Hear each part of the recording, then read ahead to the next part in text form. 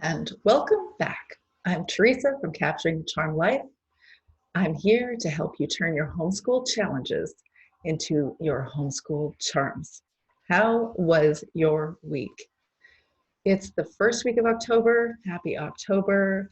Happy pumpkin spice latte month. Happy, oh my goodness, did I sign up for homeschooling? It is overwhelming. So much to do.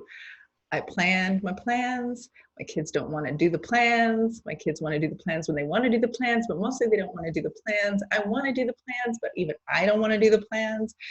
And I got a lot of cleanup and there's stuff all over the house. And I don't know how to address all my kids all at the same time or engage them all at the same time. I've got little kids, I've got big kids, I've got, it's a lot. By October, we homeschool moms start to realize that our plans sounded like good ideas, and now they seem like a lot of ideas.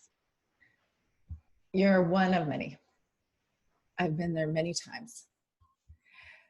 So here is the day that I'm going to discuss with you 19 tips to tackle homeschool overwhelm.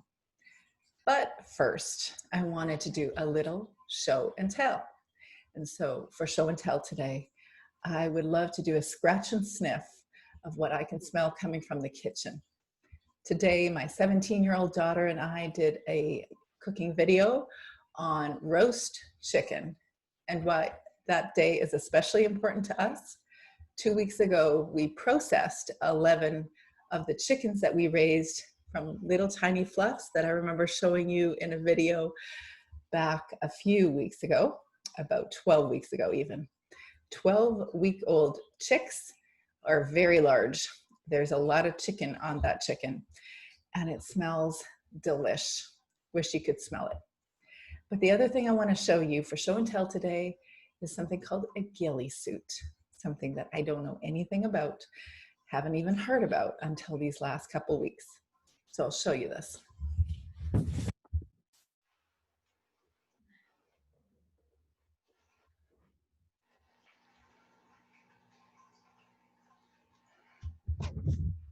Can you see that this is my son's camouflage shirt? He is getting ready for his 12th birthday party. He is planning to have a laser tag party in the backyard. We have 3 acres in the mountains by a river, so we do have an ideal location to have a laser tag party. And even though I'm not a laser tag fan in general, it is so much fun. I highly recommend it.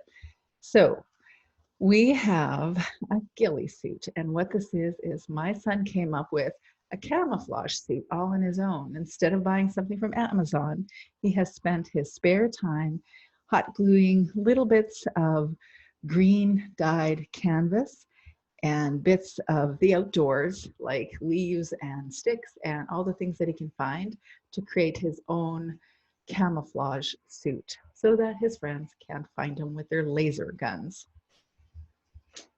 Why am I telling you that? Because this is one of many moments in my homeschool life where I identify my child is building on their curiosities. They are exploring things that they haven't before. They're putting extra effort into things, crafty things even, especially for this kiddo, doing crafty things because they're motivated for their own purposes.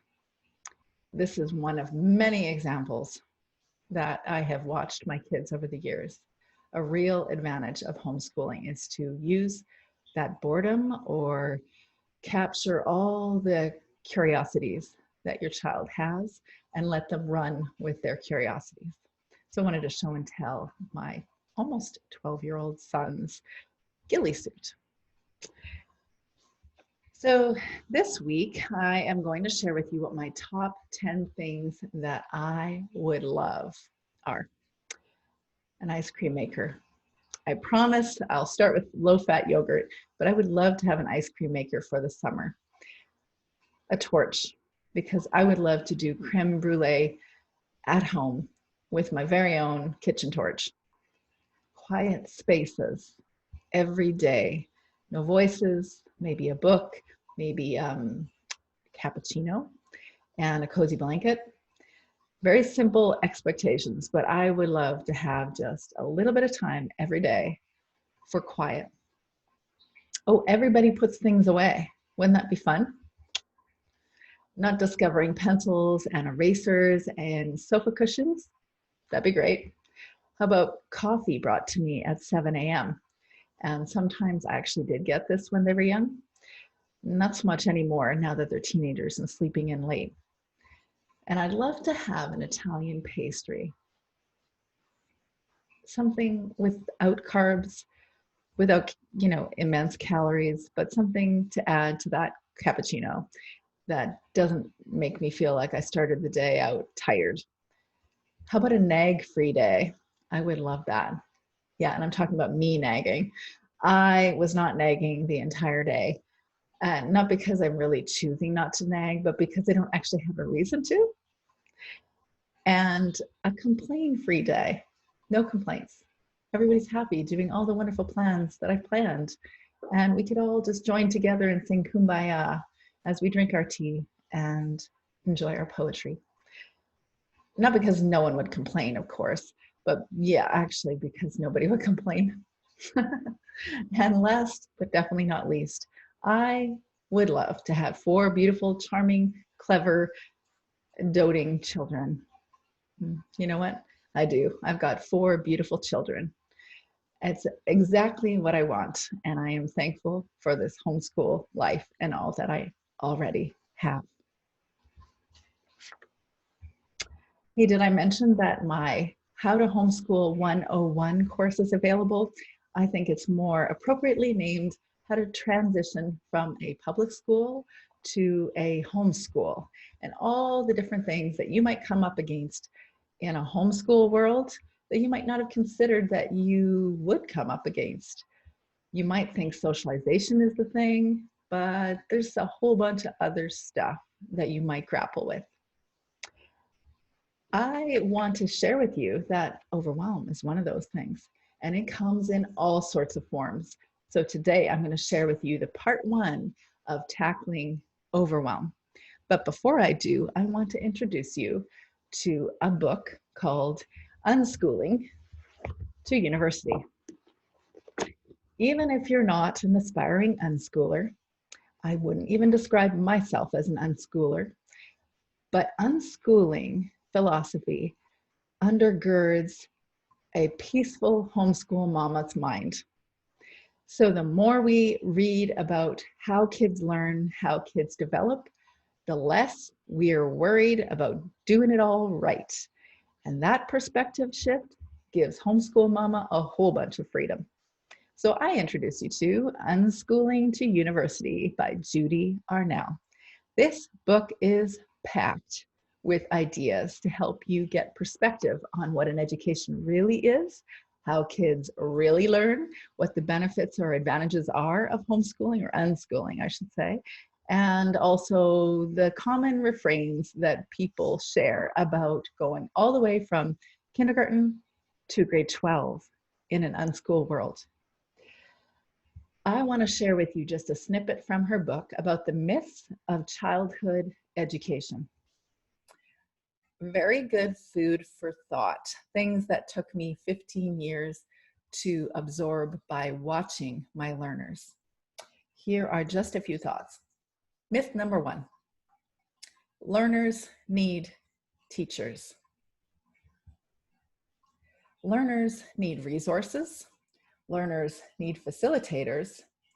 Teachers are appropriate resources when children can't learn by discovery and self-teaching. In subjects such as high school calculus, signing up for a teacher-directed course may make sense. Still, it should be the child's choice. Even then, they might not need a class. I've witnessed my own children teach themselves high school calculus, biology, physics, chemistry, and critical writing using free resources from the internet. Me too. Children need adults to organize their time. Nope, children are not used to having their time programmed by an institution.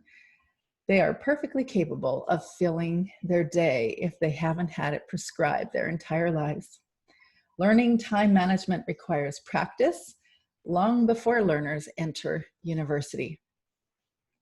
There are educational resources and there are junk resources. Myth number 3. Nope. All resources teach something, even video games. All are equally valued on the education buffet table. I gotta say, I understand why people instinctively want to say that there are certain resources that are useful and certain resources that are not useful, but I've watched with my own 2 eyes 4 very different children learn, and I have to agree with Judy Arnell. All kids learn differently, but all resources have value for different kids. Myth number 4. Learning and socialization can only occur in the school. No, all learning and the development of people skills occurs everywhere, from people, places, and things. Diverse relationships are found outside a homogeneous school. So true. Let's not even get started on the socialization discussion, hey? But if you have questions or you really do wonder as a new homeschooler how this process is going to go and what to expect, definitely leave your comments down below. Myth number 5. Play is frivolous and wastes time, and learning doesn't occur if play is happening. Wow, that is a myth that we have bought into. In fact, I would suggest that even as adults, we have bought into that myth. And yeah, I know that sometimes we have to do some things that are not our favorite things to do. But when we want to live a fulfilled, purposeful life, we try to find a way to create activities or to create a profession or to create work activities that we actually want to do. And if we don't, we're miserable, we're unhappy. So the goal is always in our lives to find purpose and meaning. And there is purpose and meaning in play that can eventually act out in ways that actually are beneficial as work or as some sort of creative outlet that might even be monetized. So play is not frivolous. And the last myth I'm going to share today is early education and more of it is better than late education and less of it. Nope. Research shows us that kids can do well on less education. When my daughter was halfway through her final year of university, Judy says, she told me that she was burned out and was so done with school. I told her that's probably why kids want a gap year or 2 of freedom when they graduate from high school. They are indeed burned out. More school in the form of university right after high school might not be appealing for some.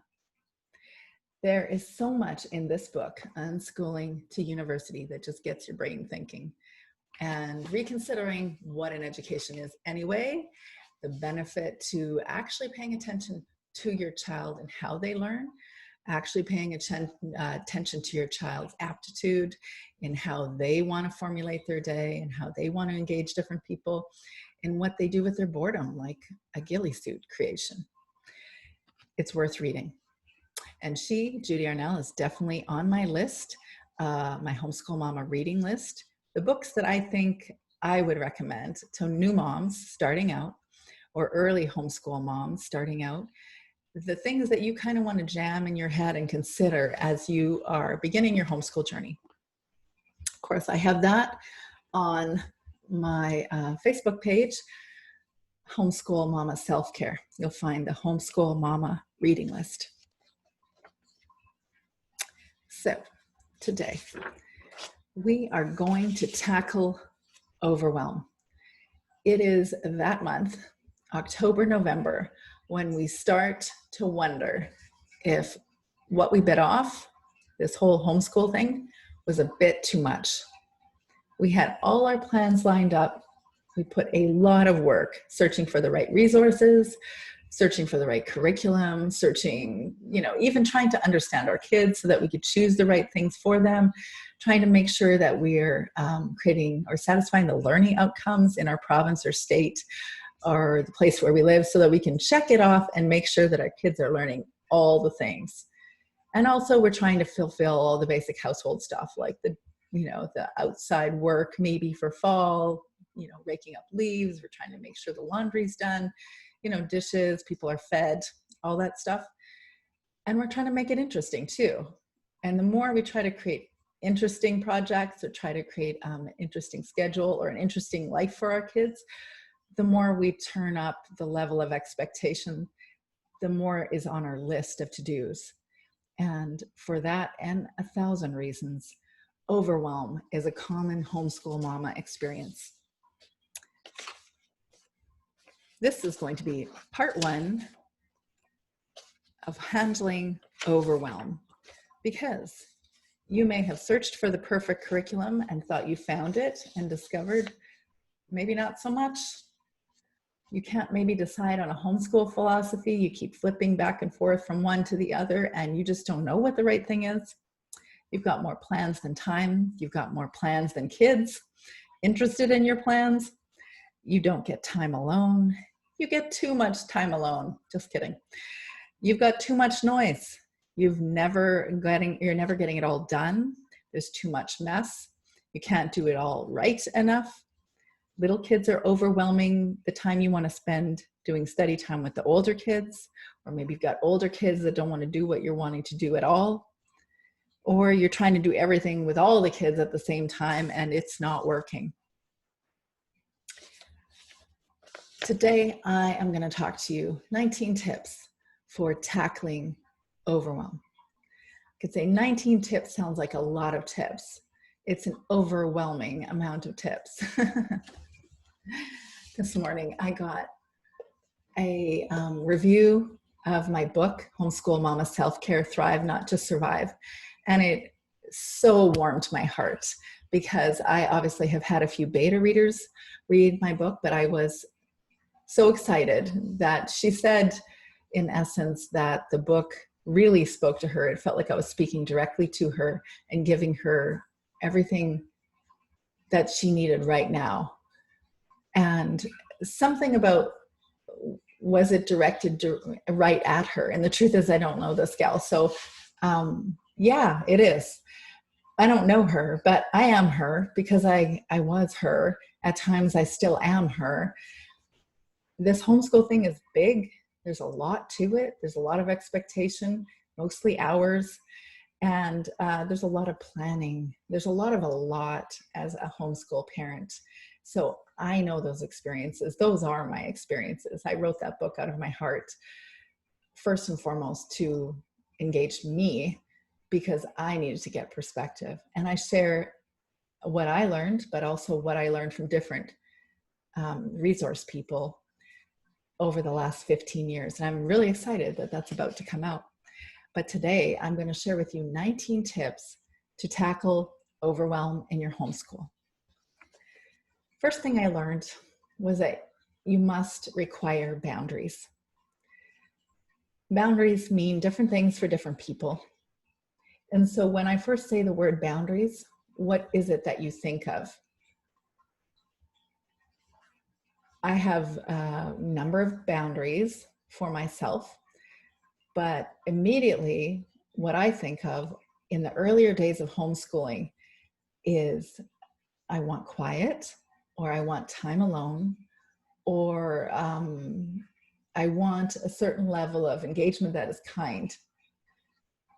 So time alone and lack of noise, they are challenging to get, but I'll tell you that teaching your kids to be kind to each other and to you, that one's a lifelong one that I'm sometimes impatient about, because I don't want it to be a lifelong discussion or a lifelong challenge or something that I need to teach my kids the entire parenting journey.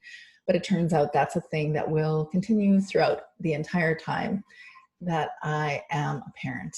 And as I show them that, and as I expect that from them, it will continue to grow. But how to find quiet and how to find alone time. Even if you have young children, the necessity for you to find that time is required. If you haven't figured that out right now, you will figure it out, that you need quiet or separate time.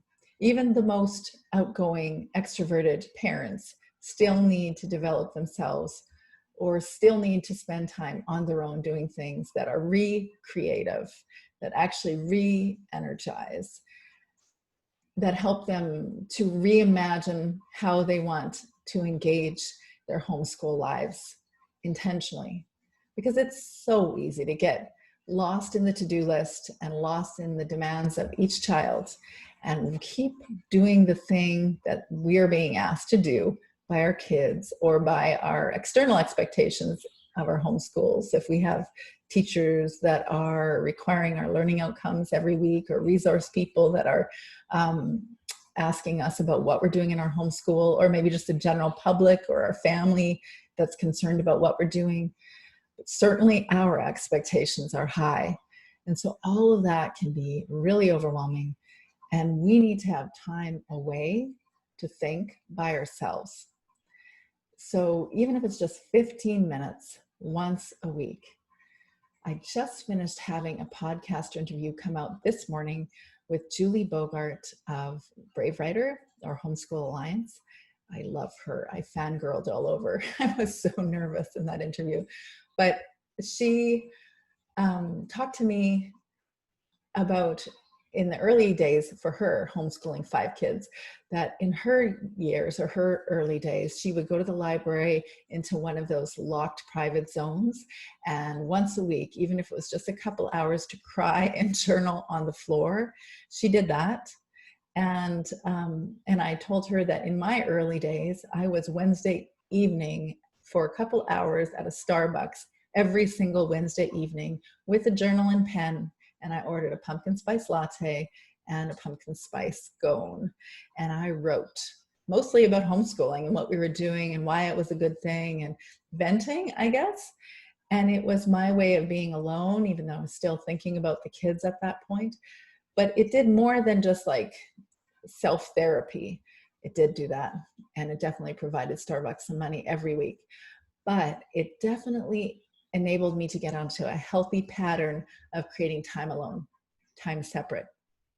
That, of course, required that I had someone to look after my kids, which I did, their dad. And most of the time, he's very busy and, works as a full-time physician. So he's very busy in his profession, but it was necessary for me.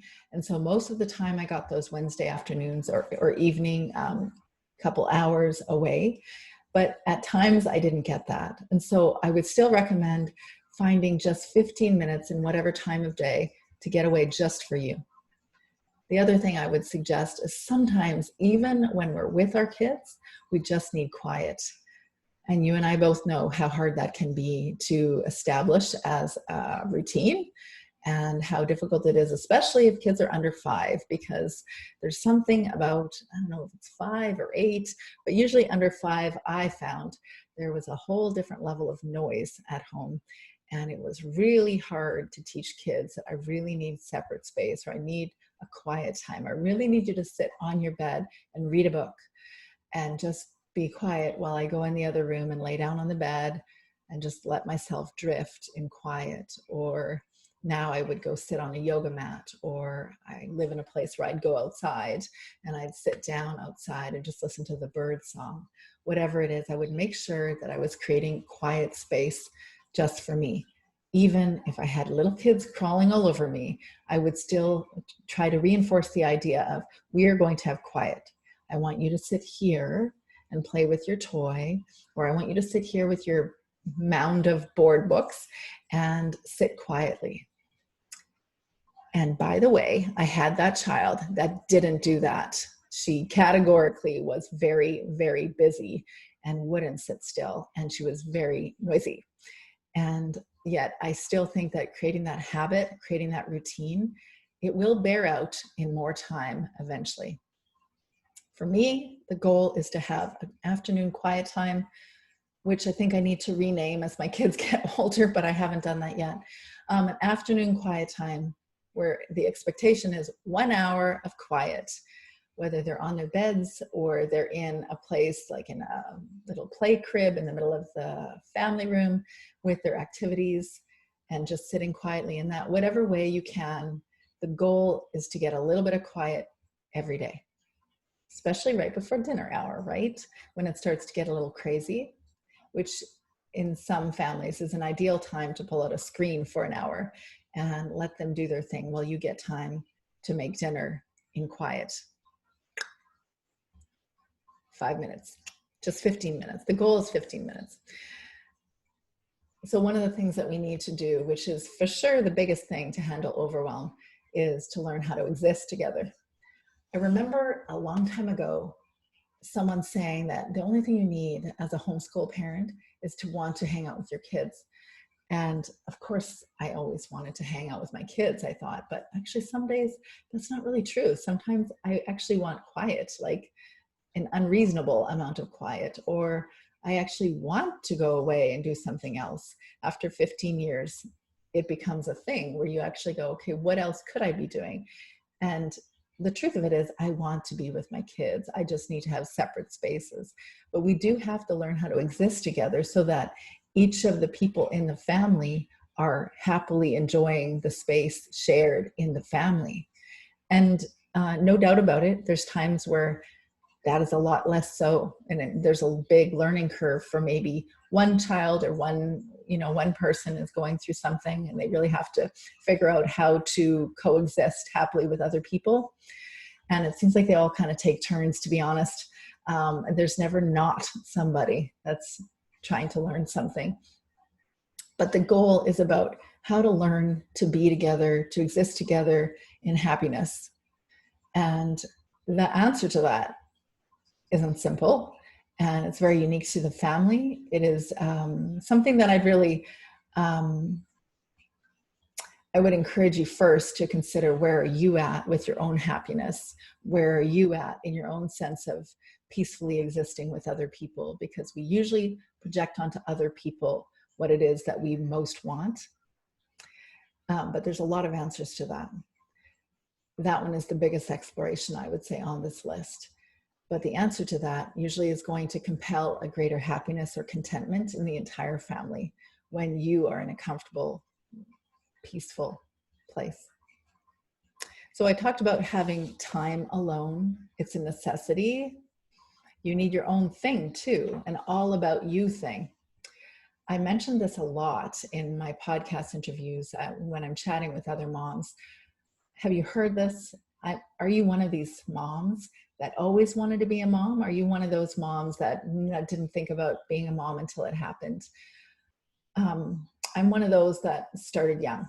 And so I was in elementary school and I was reading books on cooking and delivering babies, actually. Back in my days when I thought being an OBGYN was what I really wanted to do professionally. And I had a lot of ideas about how to organize a home. I thought about house decorating, and I thought about cooking and creating cookbooks when I was way younger. And I know that that's like unique to some of us, but I wasn't taught to be like that. It was just who I was. I just came into the world like that. And so my idea of my life, one of the biggest things that I wanted for my life was to be a mom. I had in mind that I'd marry a doctor, go figure. That wasn't actually in the plan when I met him, but I had that idea that I would marry a doctor, I'd be a doctor. I became a nurse, but be a doctor and have 4 kids. Had them all named too. Yes, I really did. I was one of those. And so when I had my kids and I eventually got into homeschooling, it seemed like a natural extension to homeschool and to participate in that level of engagement with my kids, because I was just that engaged. But I quickly learned that it's overwhelming. There's a great expectation in creating a home education for your kids. And usually the most expectation is coming from me or the homeschool mom. And I also was recognizing that it didn't feel like this should be all there is, that I should be something outside of homeschool mom. And also that it felt kind of consuming that I could never satisfy all the people's needs, which is definitely every mom's experience. It isn't possible for you to fulfill every need of your child, and it really wasn't meant to be. You are one of many in a community that were meant to engage your child and be present for your child. But the expectation for me was that I would be that for my kids, and it was a hefty load. I also recognized somewhere in that my interests, if I pursued my interests, I would allow my kids to have more freedom in their own interests. I recognized that as I became really engaged in whatever I was doing, they weren't less happy because I wasn't sitting beside them doing algebra with them, or doing whatever they were doing at all moments of the day.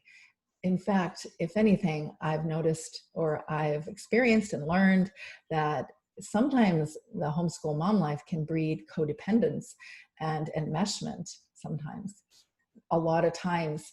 And it's really difficult to see where being a mom and engaging them fully with what they need is appropriate, and where now it's just enabling them to not be independent. Now it's enabling them not to take risks or not to learn the things that they should be learning without you, and also to be emotionally independent. So there's a balance there. And if you ask me what the balance is, I can't tell you that for sure. I just know that at a certain point, I realized that I had an identity that wasn't a homeschool mom identity. And I would suggest to you that no matter where you are in this journey, to consider that you also have a person identity that's outside of homeschool mom. So nurture it.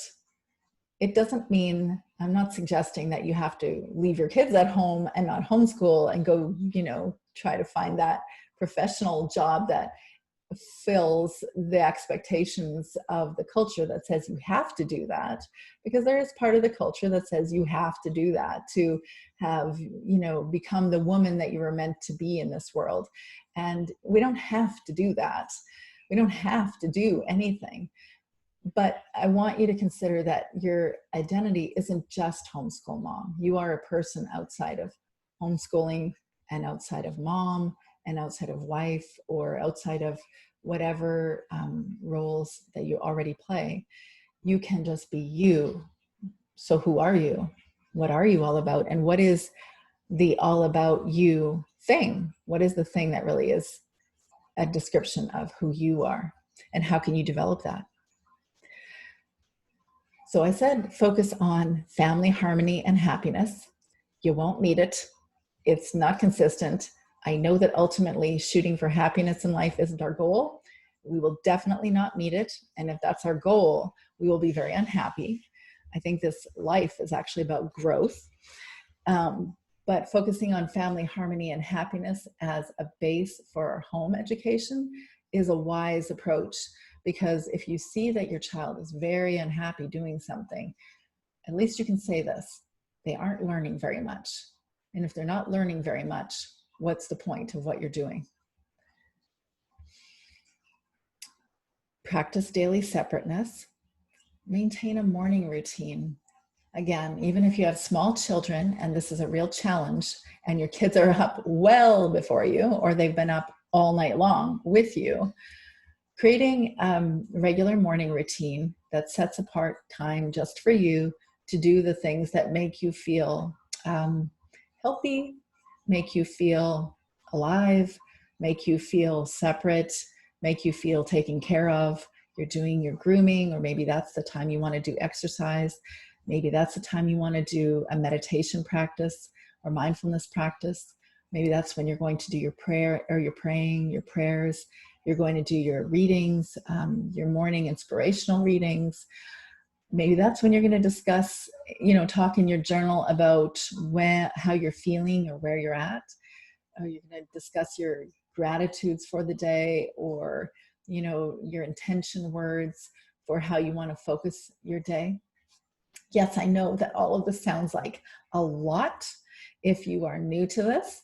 And if you've been around for a while and you've heard me talk about the morning routine, or you've put this into practice yourself, you know how life-giving it is. just like choosing healthy, nutritious foods, you just simply feel better over the longer haul. So creating a morning routine is a useful way to prevent overwhelm.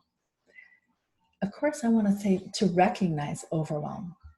So on that thought of maintaining morning routine, when I said create a mindfulness practice, what I mean by that, it is a practice really that is just about being quiet and figuring out what's going on in here. Some days we need to sit for longer times than a minute or two, but some days we could just sit for a moment and just say, where am I at? How am I feeling? I believe that feelings are very much clouds in the sky, like clouds in the sky. Sometimes they're big fluffy clouds that sit in a fun, healthy, happy, summery day. And some days it feels like the clouds just rolled in and it is a storm waiting to get a little crazy. But the clouds always pass. We don't always have control over why the clouds are there, but the clouds always pass. And that's just like our feelings. Those feelings somehow have less potential to make us feel unhappy if they're uncomfortable feelings, if we identify them. I don't know why identifying a feeling helps to decrease the intensity of it, but in my experience and many people's experiences, it does. When you have a listening ear to your feelings that doesn't even have to be outside of yourself, you can just literally look at yourself in the mirror on a day when you're feeling uncomfortable. Maybe you're uncomfortably angry or frustrated with your child. Maybe you're feeling especially lonely, or you're feeling overwhelmed, or whatever feeling. And you sit in that mirror, you stare in that mirror as though you're speaking to your friend and say, hey, I'm sorry, you're not feeling great today. What you're dealing with really is challenging. And anybody else that you speak to today, if they had the day that you just had, you would say, I'm sorry, what can I do? It's going to pass.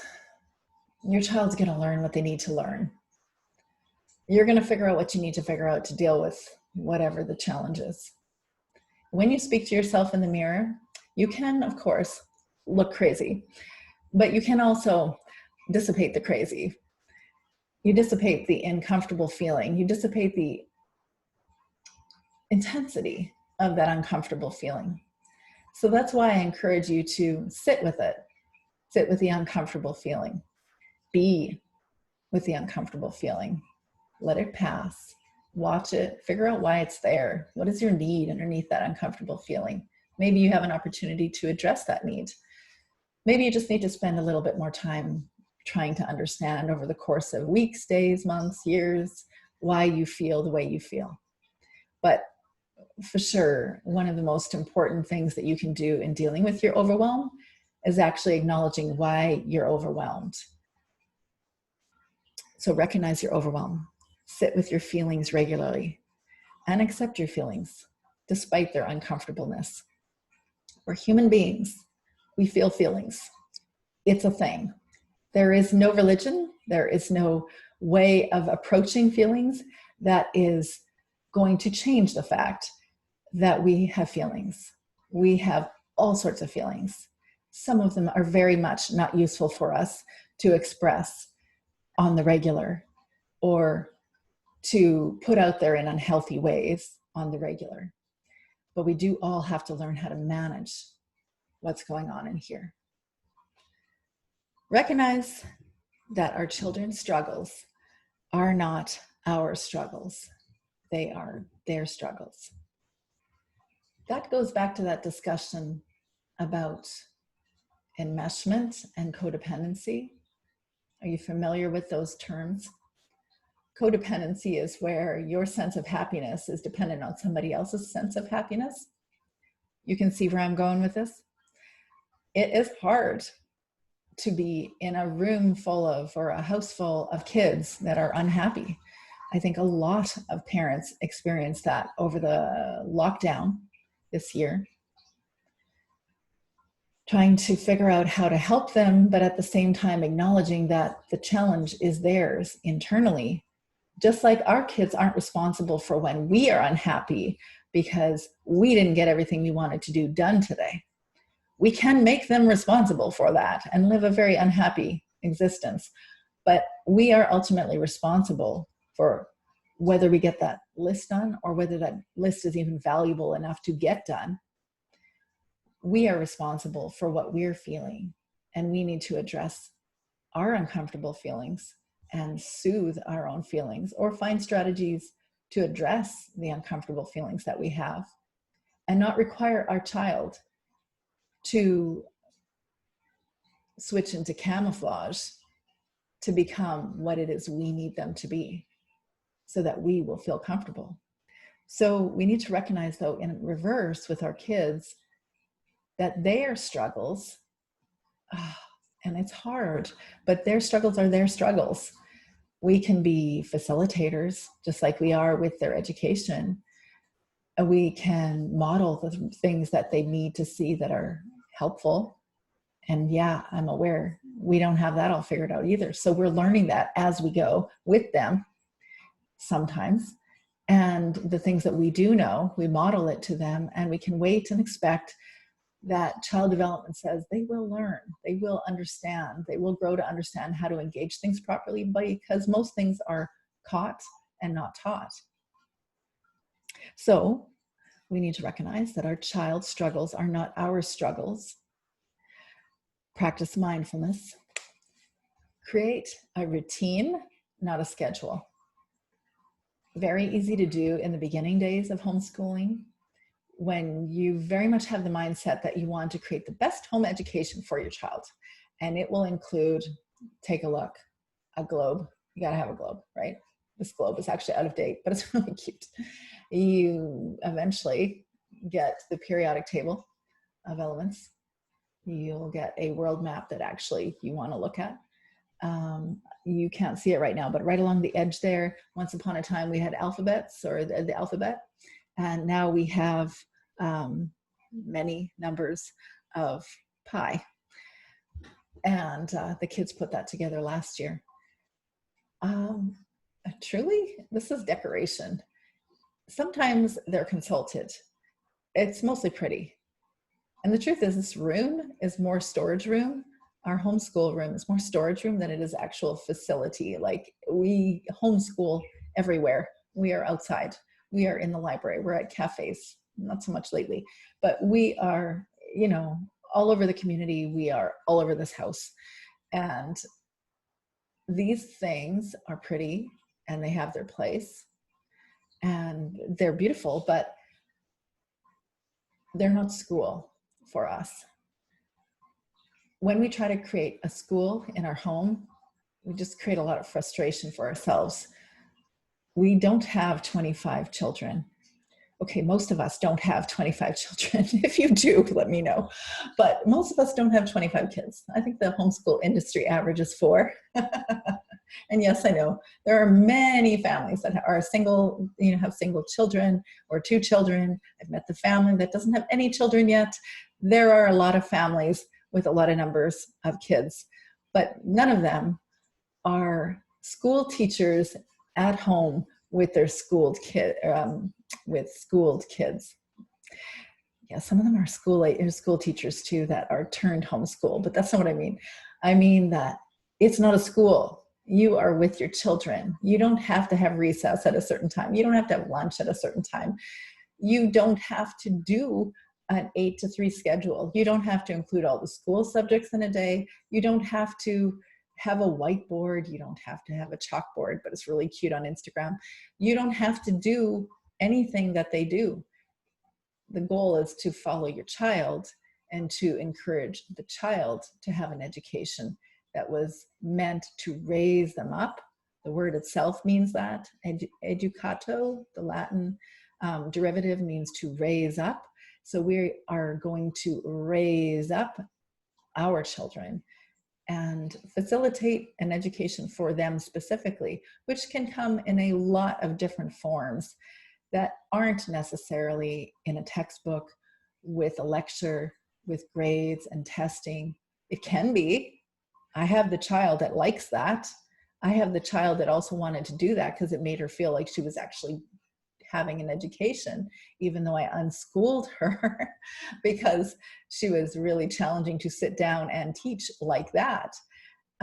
They all have different educations for different reasons, and we get to personalize that. We get to create something specific to them, and that's not a school thing. They don't have the option to do that level of personalizing in a school scenario. So don't create a route or a schedule like a school when you don't have to. Create a routine that works for you. Create a routine that you know you can be flexible with. You don't always have to do what this routine suggested or what you planned once upon a time in the routine. Just get into the habit of including the activities in a day that you know are really important to you. Of course, everybody's are different. And I have definitely shared the details of how to create a routine, not a schedule, in another video. But I want you to remember that the goal is not about creating a schedule, but create a family routine or homeschool routine, because then you're going to prevent overwhelm. Alter your expectations. I think you probably can hear that all the way through this discussion. You have to alter your expectations. Once upon a time, I said, lower your expectations, and then, and that sounds fair, right? Except that my husband was coaching me when I was doing a lot of media in the last number of months. And I know that the way that I engage in education is so different than the school system. And I was speaking in front of, on provincial radio or on national TV or in formal media scenarios, that I knew that what I was saying sounded so radical. And he said, listen, nobody wants to hear that home educating means to lower anything.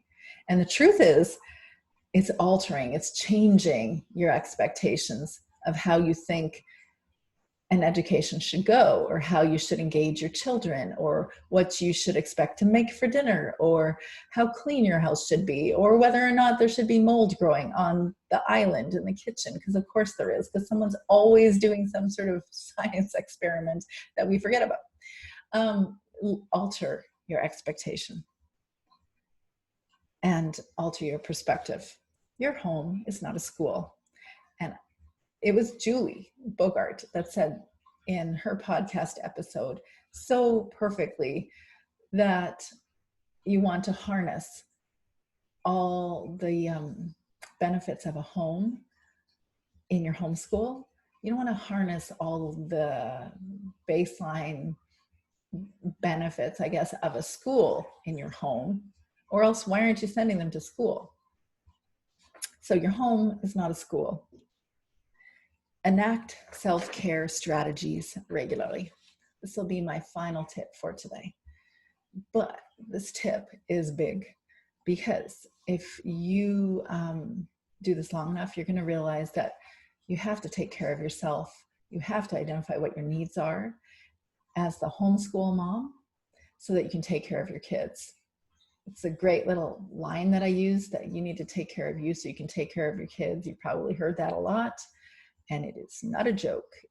It really is required.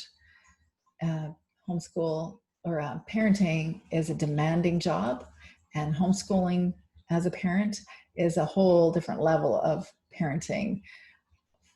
That's not right. It's kind of like parenting on amphetamines, because no amphetamines involved, by the way, but it is very much you taking responsibility, or being aware that you're taking responsibility for everything for your child. There is nobody to fall back on and point fingers at and say, if the school had only done this, then my child would have. No, it's yours. It's your responsibility. But realizing that actually it's not really just your responsibility. It is also the community's responsibility. It's their family's responsibility. Ultimately, the education is the child's responsibility. But you take on all these different roles as a homeschool parent, and it can be kind of intense, and it is definitely demanding. And the whole reason we're talking today is because it can definitely be overwhelming for so many reasons. So you got to take care of you. I have a book called Homeschool Mama Self-Care coming out. Thrive, not just survive, because that's the goal, to thrive, not just survive. You know better than me right now where you're at, what challenges you're facing right now, what's making you feel overwhelmed, what you might benefit by to practice as a strategy, even if it's just 15 minutes once a week, getting time alone. Maybe it's burning off some tension, exercising a few times a week. Maybe, I've got a book filled with strategies. I could go on, but take your self-care seriously, because you need to take care of it if you want to take care of your kids, or if you want to stay in this homeschool thing long term. Well, I'm going to tell you that